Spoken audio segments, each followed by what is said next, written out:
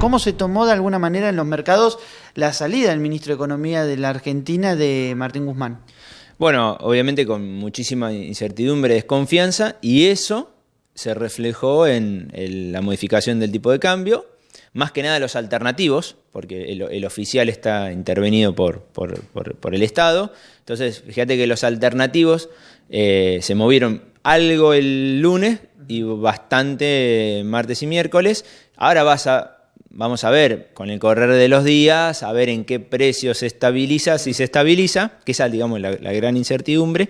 Y bueno, obviamente que la noticia no fue positiva, y no fue positiva el cambio de ministro. ¿Por qué? Porque en realidad lo que vos ves es más debilidad del Poder Ejecutivo, más que un cambio de ministro que puede ser un cambio de nombre, si solo fue un cambio de nombre y no hay nada de cambio de sustancia o un cambio de estructura, que es lo que se hablaba.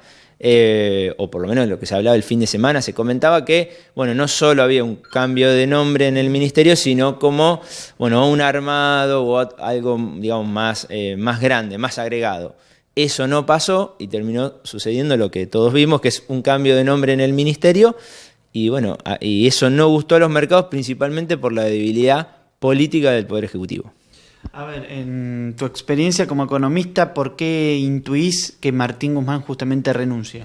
Bueno, yo creo que nunca terminó siendo un ministro de Economía por la estructura, el organigrama o la organización de gobierno. Tenía a cargo más que nada el tema de deuda, y fíjate cuando quiso, y tema de deuda y el acuerdo con el fondo.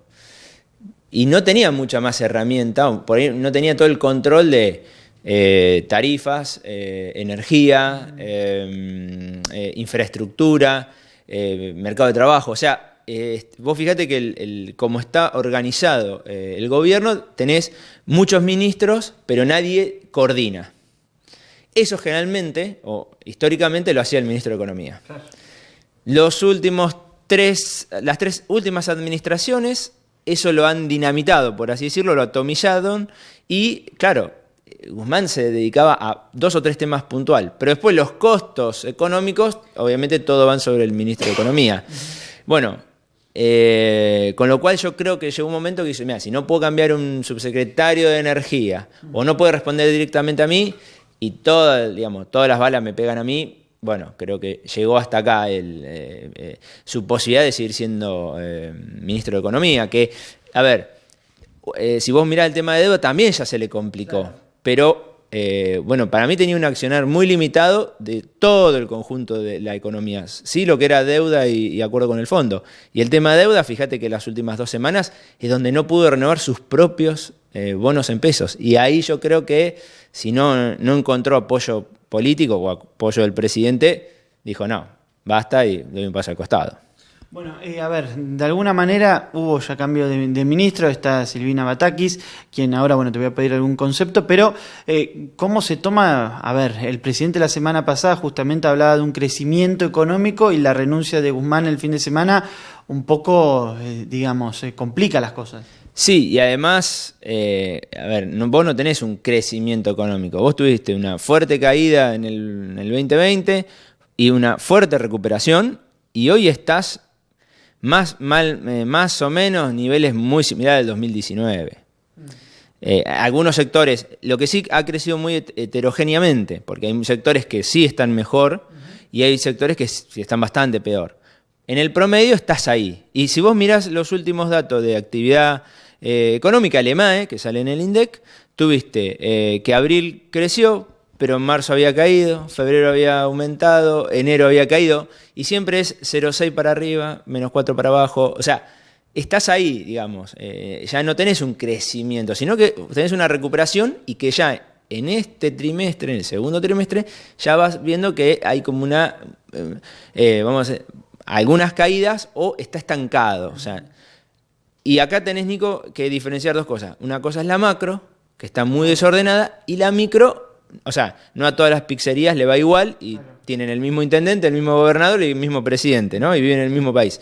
Y ahí ya influye más la micro, a ver, qué cosa hará el empresario, cómo se rebusca con proveedores. Y hoy tenés un problema que antes no tenías, el tema de la importación de los insumos. Hoy estás ante esta dinámica de incertidumbre que dice, bueno, ¿qué hago? ¿No vendo? ¿No ofrezco? O vendo solo para reponer, pero no sé a qué precio repongo, entonces probablemente estés con un precio más alto. Con todo eso se encuentra hoy Batakis. Claro. Y ahí donde vamos a ver qué tiene que resolver o a qué se dedica primero. Bueno, y hablando un poco de la ministra justamente que asumió, Silvina, ¿qué nos podés contar? Tiene algo de experiencia obviamente ya en su pasado, pero ¿qué es a lo que va a apuntar de ahora en más? Tiene experiencia del pasado y fíjate que de todos los nombres que fueron deambulando el fin de semana principalmente, termina siendo alguien de adentro del mismo gobierno, porque estaba trabajando dentro de un ministerio, creo del Ministerio del Interior. Tiene experiencia en lo que es la función pública, o por lo menos conoce cómo es todo, digamos, lo que es el tema político. Y creo que va a depender lo que pueda hacer en función del apoyo político que tenga, pero tiene un poder ejecutivo muy débil. Y responde, en teoría responde al poder ejecutivo, Alberto Fernández. Bueno, yo creo que es muy difícil hacer política económica cuando vos tenés un poder ejecutivo debilitado, que ya venía debilitado y el fin de semana, para mí, tuvo como un escalón más bajo de debilidad. Y es muy difícil si querés atacar todos los frentes. Vamos a ver a qué le pone mucho más énfasis, ¿no? Porque fíjate que ahora se frenó, creo que el viaje a París, que tenía que acordar con el Club de París por una deuda. Entonces, bueno, viste, vamos a ver, yo creo que todavía es muy temprano como para, digamos, proyectar qué puede armar. Creo que todavía no terminó de armar su gabinete, entonces es como que esperamos ya una respuesta muy rápida y vamos a ver. Yo imagino que el lunes se ha encontrado con una planilla con cosas amarillas marcadas, decir, bueno, ¿qué hacemos con las LELIC? ¿Qué hacemos con el tema de tarifa? ¿Qué hacemos con el tema de combustible? Porque, a ver, vos tenés un problema muy puntual que es combustible, energía y combustible, que, no sé, 18 provincias tienen problemas. Claro.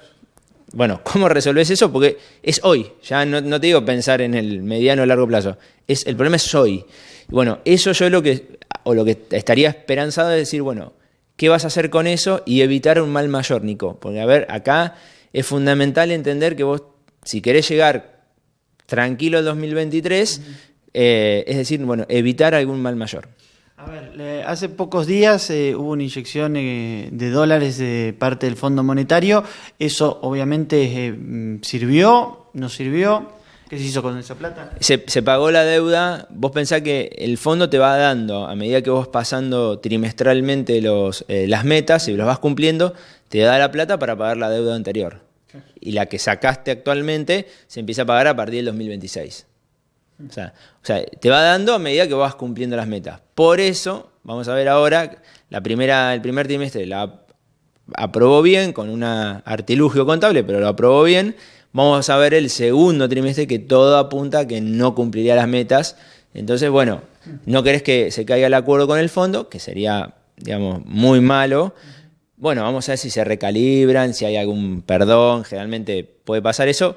Además, el fondo ya te dio la plata. Claro. Entonces, o sea, no es que mucho para negociar no va a tener el fondo. Sí, lo que va a hacer es decir, bueno, tratemos de que el acuerdo no se caiga, porque ya ahí, digamos, va a tener un problema mucho más institucional, ¿no? Entonces, y ese es un tema que también va a tener que resolver, ¿no? Porque en mitad de julio, te diría a principio de agosto, tenés la revisión del segundo trimestre. Entonces vamos a ver si se recalibran las metas o sea, van a tener en consideración este escenario, porque hasta ahora venía charlando con Guzmán, ahora cambió el interlocutor, bueno, y verán eso cómo se arregla. Bueno, y ahora, como siempre, la pregunta más esperada, la que muchos esperan del otro lado que te pregunte, ¿qué pasa con el dólar? Que vimos que pegó un salto bastante importante, después bajó, ¿cómo sigue? Mirá, vos, a ver, ¿cómo sigue? Ojalá supiera, ¿no? Porque hay mucha incertidumbre, con esto no digo nada nuevo, pero ¿cuál es el tema, Nicolás? Que vos tenés que la brecha cambiaria, es decir, los dólares alternativos y el dólar oficial, estaba en 100%, llegó a estar 70% en este último tiempo, y de hace 2 semanas, cuando empezó a tener problemas para renovar la deuda en pesos, ahí empezaron los alternativos a subir. Si a esto le sumás la renuncia de Guzmán, ahora están en 110, 120% la diferencia. Todo hace pensar que esa brecha es difícil de sostener, con lo cual hoy ya no tenés tanta herramienta para bajar los alternativos, porque en los dólares alternativos hay mucha oferta y demanda de privados, entonces el central trata de intervenir, pero tiene poco herramienta, y medio como que la última opción que te queda es subir el oficial, que venía subiendo, sí, pero no pega el salto, que es donde el gobierno trata de esa sería la última opción, que es la famosa devaluación. Claro. Es decir, vos todos los días va aumentando el tipo de cambio oficial.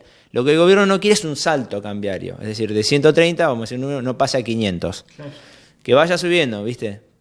Ahora, si la inflación te corre al 60 interanual y el tipo de cambio al 30 interanual, de esto no hay que ser economista para darse cuenta que en algún momento van a converger, o preguntarle a familiares, a gente más grande, decir, bueno, ¿qué pasó cuando tenías la brecha tan grande? En algún momento... ¿Pero puede bajar un poco más ahora?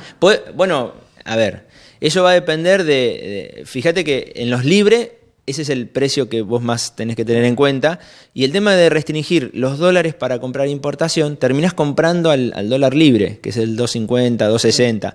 Por ahí vamos a ver si se puede estabilizar en algún precio, o... puede subir más si vos ves que no hay noticia económica que guste. Entonces, a ver, si vos no conseguís mercadería, Nicolás, y la conseguís a un dólar mucho más alto, y bueno, ese después se va a trasladar a precios. Claro. O sea, el dólar es al que vos vas a conseguir. Porque si vos mirás y decís, no, Pablo, está a 130, sí, pero ese no lo consigo yo. Yo consigo arriba de 200, 200.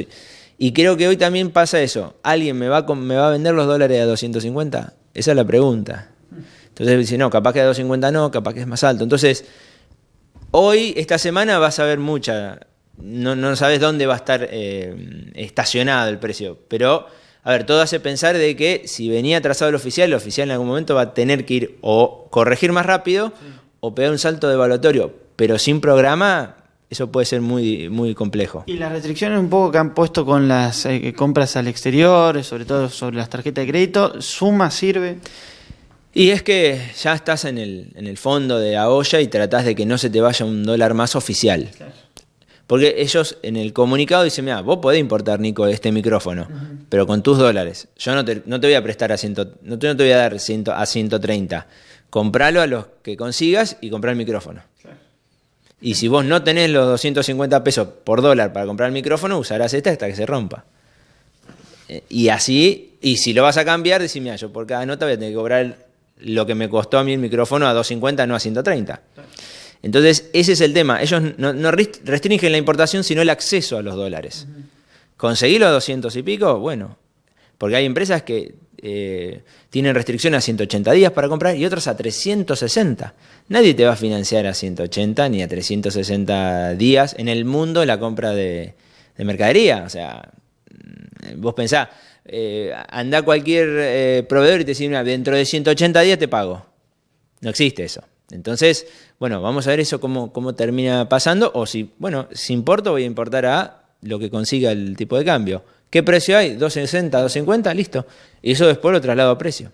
Bueno, la última te quería preguntar sobre el dólar futuro. ¿Cómo viene eso? Bueno, las últimas 2 semanas, o te diría... La última semana, principalmente, empezó otra vez el gobierno a vender dólar futuro. Fuerte. Lo cual eso también implica... ¿Qué significa? Que si yo te digo, mira, Nico, el dólar vamos a decir, a agosto va a estar a 140. Sí. Bueno, vos lo comprás hoy. Si en agosto no está a 140, si está a 150, el gobierno tiene que pagarte la diferencia. ¿Y cómo la paga? Emitiendo, generalmente. Entonces... ¿Para qué se utiliza el dólar futuro? Para que vos no tengas expectativa de que el tipo de cambio puede ir a cualquier número.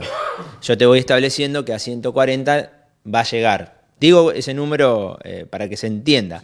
Entonces, ¿qué pasa? Si está todo el mundo colocándose en dólar futuro, bueno, y si hay mucha presión para que el dólar suba, probablemente pueda estar en un valor mucho más alto de lo que está vendiendo. Pero se está arriesgando el gobierno, como ya ha pasado en el 2015, por ejemplo, que todos creen que va a devaluar, entonces ¿qué hacen? Adelantan las compras de dólar futuro y cuando devalúa, bueno, vos ya estás colocado al dólar a 140. Si está a 200, 300, 1000, vos lo compraste a 140. Ese día vos lo comprás a 140. El central te lo tiene que vender a 140. Y si no lo tiene, bueno, la diferencia te la tiene que pagar. Si es claro, si es al revés, bueno, vos tenés que pagar la diferencia. Entonces el gobierno te dice, no, mirá, yo te te doy vendiendo dólares futuro más o menos a un precio al que yo creo que voy a devaluar. Y si miraste, el viernes fue tremendo lo que se vendió y el lunes también. Y estos 2 días, fíjate que el central intervino en el mercado para que el tipo de cambio no se le vaya subiendo. Entonces eso es lo que no se entiende, porque si está bien, no quieren aceptar una devaluación un poquito más fuerte, por así decirlo. Y bueno, todos esos temas tan complejos necesitas mucha autoridad económica y para eso también necesitas autoridad política. Y no está eso. Entonces es muy complejo esa toma de decisiones y que ser creíble. Entonces hoy fíjate, qué decís o qué no decís importa mucho si sos creíble o no sos creíble.